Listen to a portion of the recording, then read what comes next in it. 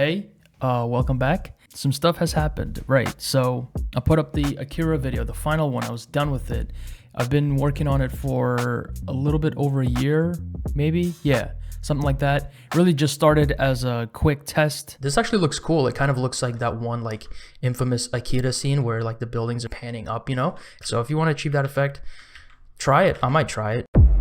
And ever since then, there was just so much interest and support, and I don't know, it just kind of grew into this really big thing, and I wasn't expecting it to, but I was really happy to do it. And I think I learned a lot, and I was sharing the process along the way on the channel and on Patreon. I had a goal in mind of the shots that I wanted to recreate, and then I did those, and then I think to me that's done. Like, it can very easily scope creep into a lot more stuff, but I just wanted to be done with it. You may or may not know that I have all of the project files for that series, except for I think one, on my Patreon. So right now, if you wanted to get the project files for that, you could get them on Patreon, but you can also wait if you wanted to for me to kind of package all of that stuff up and find a home for it, either Gumroad or on my website somewhere. I'm not really sure yet.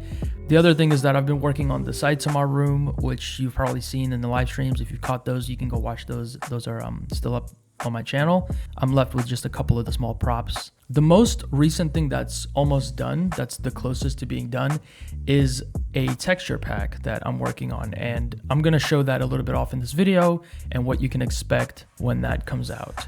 Oh, by the way, look at this wallpaper. So one thing that I got a lot of requests about when it came to this series was, can we get these up on Wallpaper Engine? So I have a couple things up on Wallpaper Engine, not a ton. I guess one of the last things with this series, I want to put them up on Wallpaper Engine. So this one is one of the scenes. You can see I kind of got rid of the guy, and it's a lot more calmer. If you're familiar with like editing and image editing and things like that, even if you're familiar with Blender, I feel like you can get the hang of this pretty quickly. And then you can kind of add all these different effects to it. Like this one really only has fog in a couple of the corners and then some ash falling down really slowly. And I'm gonna leave a link to this scene if you want to get it. All right, with all of that finally out of the way, I'm gonna show you this texture pack I've been working on.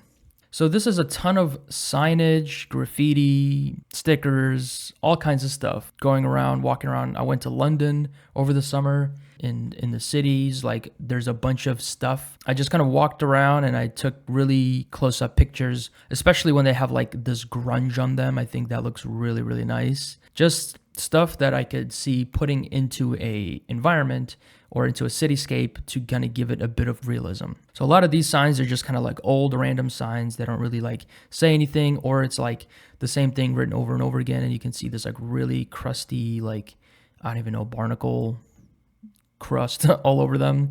These signs right here actually are all flat. So if I go into like a side view, you can see they're all flat images. So if you wanted to, you can, you know, isolate the bolts and stuff and extrude them and give it a bit of depth, or you can just use them as is on backgrounds. Some of the graffiti here I think looks really cool. Whoa. my dog is messing around with her toy. Sorry. Hopefully that's not too distracting. The graffiti signs, these are also kind of like a work in progress. A lot of them are just, again, taken from street, whatever, like transformer things, like electrical units, whatever I can find outside. Some of these were taken here. Some of them were taken in London. I don't know. They all look very interesting to me. And I think especially if you're kind of using them in the background somewhere, they can add a lot more like personality to an area. Some of them have like this really good like painterly texture. You can see they're decently high res, not super duper high res. So if you zoom in a ton, like it gets kind of pixelated. Some of them have a bit more grunge to them. This feels to me very like punk rock to look at some of the stuff. So things are kind of peeling, things are gripped up, things are layered on top of each other, things are crinkled and stuff. Yeah, stuff I've seen also like in New York, you know, a ton of stickers everywhere, just kind of like littering the place. All of this texture I think is like, I don't know, just makes me think of like a city. So if you're doing like even interiors like venues and clubs and stuff, it'll have stickers everywhere. So I just think that it's one of those things that could really like bring your scene to life. For the final pack, I might try to like isolate some of them and kind of separate them so that they're not in one image. Or maybe that'll be like an update I make to the pack. I do hope to keep this pack updated. So if I find more stuff, I'll isolate it, I'll add to it. There's a lot of stuff here that's just like a phone number. I'm kind of split between that because sometimes, you know, this is stuff that's in public. Anyone can see it. Anyone can like do whatever they want with it. But at the same time, like, it'd be better if it was like fictionalized at least a little bit. So some of the stuff that's just generic text I think is okay. But then some of the stuff that's like a phone number, it feels to me like I should just like swap the numbers out or something, or just like mess with it to make it look a little bit different. I made these like fake Blender tags, shout out Blender. Some of these other tags are just like random stuff that I found. They don't really say anything, or they're not super easy to read. So I feel like it's perfect just for background noise and just kind of like filling an alleyway or something. So a lot of these bundles are 4K. You can always take, like, for example, I'm going to take this here and you can separate it with loop cuts or with the knife tool. So if I add a loop cut, I can kind of put it here and then select this, separate it, and now I have two separate, well, pieces. So you can go in and keep cutting them up one by one and like separating them more and just like have a ton of them, or you can just kind of use the whole thing and just like throw it over something. Yeah, let me show you a scene that I used these textures in a lot. This scene, the one with the Ian Hubert spray painting, this scene, I used the stickers everywhere. So I didn't use all the ones that are in the pack because I only had about like a quarter of them ready to use. So a lot of them are used here, you know, just kind of like did the method of like using loop cuts to isolate them, bring them in.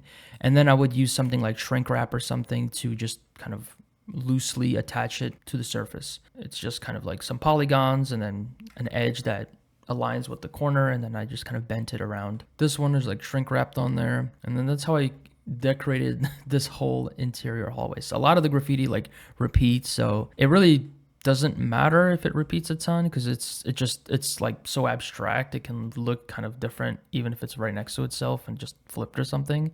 But I did think that it really is what added to the aesthetic of the scene. Even threw my own tag in there. And if you want to know how to make a tag like this, let me know in the comments, because it's actually pretty fun and pretty easy to make one like that. I kind of use it for faking like flyers and like posters and stickers and stuff. Really good for that. So yeah, that's pretty much it. I just wanted to give you an update on all the things I've got cooking. If you want to support me and my work, obviously the Patreon is the best place to do that. You can also get yourself some goodies over there. Thank you for watching. Thank you for supporting me and being here and supporting this project. It's been really amazing to see the support and the hype just around everything that's going on. So it's exactly what I need. Give me more of it. Yeah, that's it.